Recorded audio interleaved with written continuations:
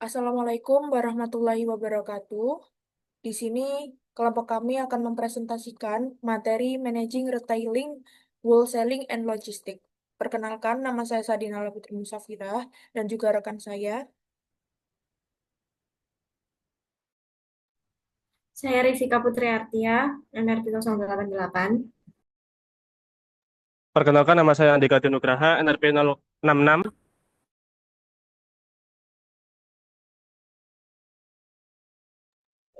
Perkenalkan, nama saya Anantasa Putri Setiawan, NRP 065.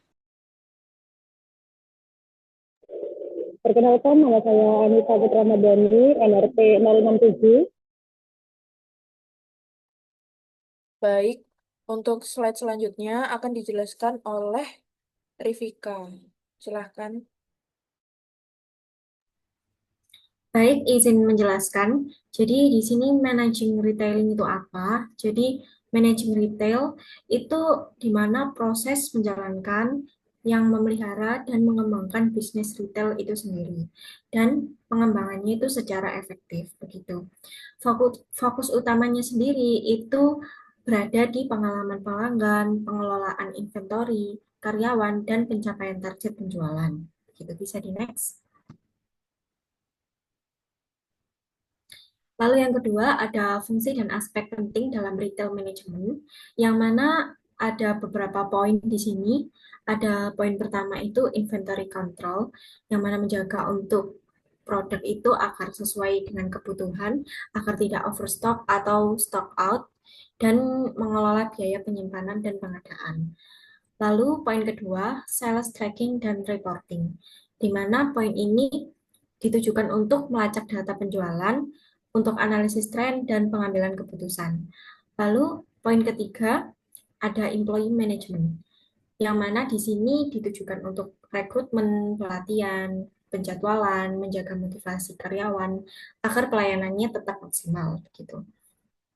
Poin selanjutnya ada customer service, yang mana hal tersebut itu ditujukan untuk memahami dan menyelesaikan dari keluhan pelanggan yang selama ini ada dan meningkatkan loyalitas dan kepuasan. Lalu yang poin ke selanjutnya ada store proses, proses mengelola internal seperti HR, akuntansi, gudang, itu internal dan eksternalnya adalah pemasaran dan pengembangan produk. Lalu poin terakhir adalah technology integration, yang mana pemanfaatan teknologi untuk penjualan online, analitik data, dan sistem pembayaran digital. Baik, untuk slide selanjutnya adalah tantangan. Nah, ini tantangannya ada tiga. Yang pertama ada perubahan perilaku konsumen. Yang kedua persaingan harga dan juga margin tipis. Yang terakhir adalah manajemen rantai pasok atau supply chain. Yang pertama adalah perubahan perilaku konsumen. Nah, di sini untuk poin di sini adalah retailer harus beradaptasi dengan pola belanja konsumen yang semakin mengutamakan pengalaman digital, yakni ada belanja online dan layanan berbasis teknologi. Selanjutnya, ada persaingan yang ketat baik dari sesama retailer maupun e-commerce.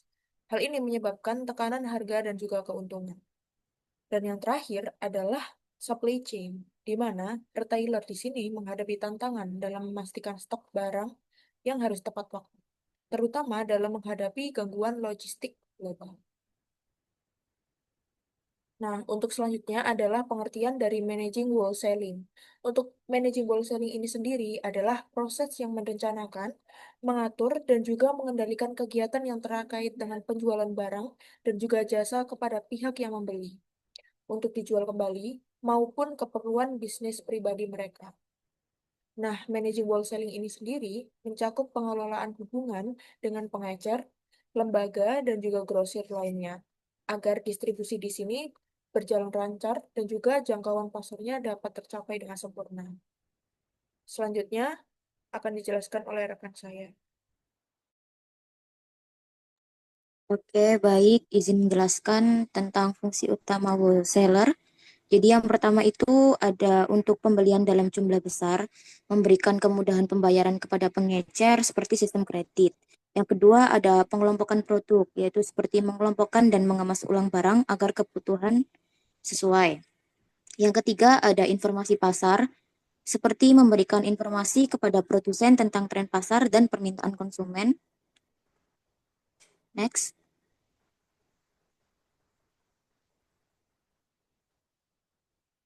Oke, di sini ada peran dan manfaat wholesaler.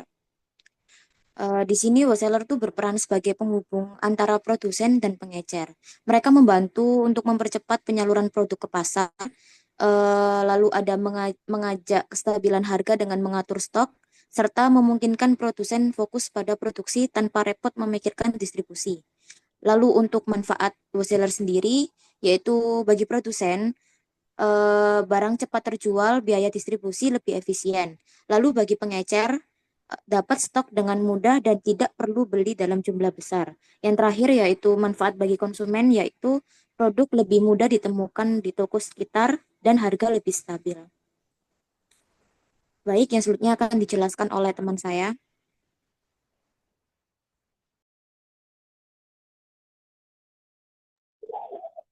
Selanjutnya mengenai manajemen logistik. Lanjut.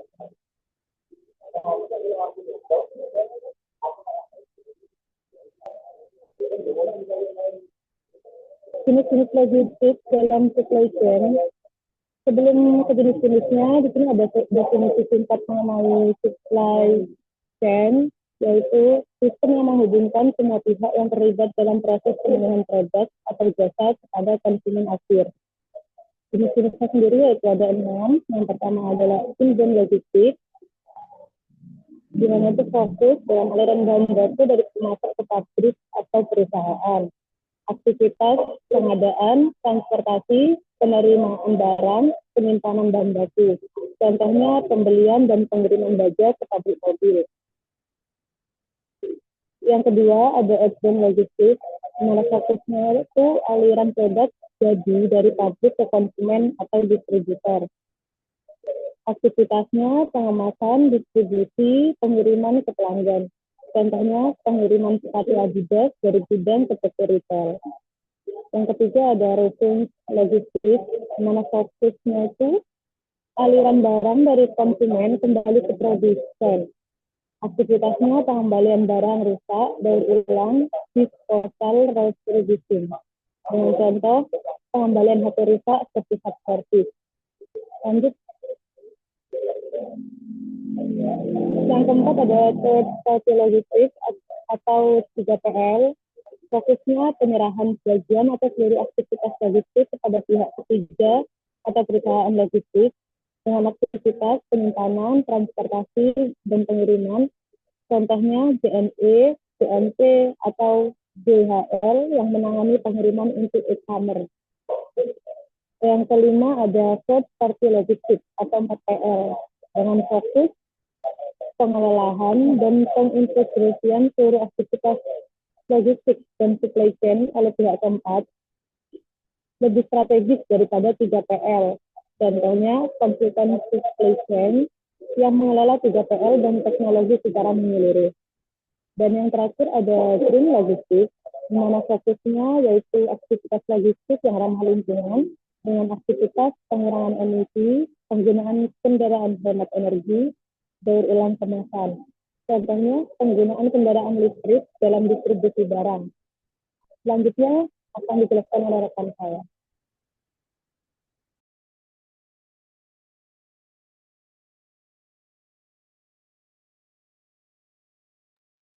Baik, yang selanjutnya yaitu tujuan manajemen logistik. Manajemen logistik bertujuan untuk mengelola aliran barang, informasi, dan jasa secara efisien dan efektif dari titik asal ke titik konsumen atau konsumsi, guna memenuhi kebutuhan pelanggan dengan biaya seminimal mungkin.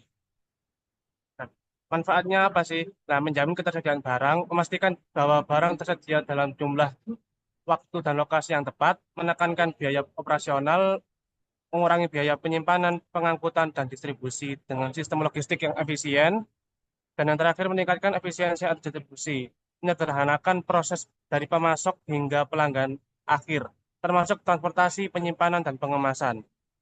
Lanjut. Contoh nyata, Tokopedia bekerja sama dengan berbagai jasa logistik pihak ketiga seperti JNT, Si Cepat, dan Antareja.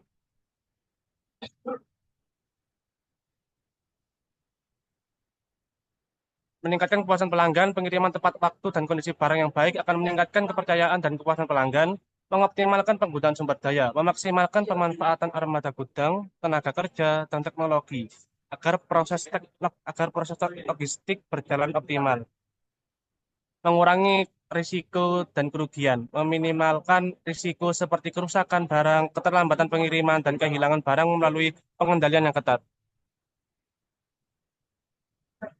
Baik, Baik, sekian presentasi dari kami untuk materi ini.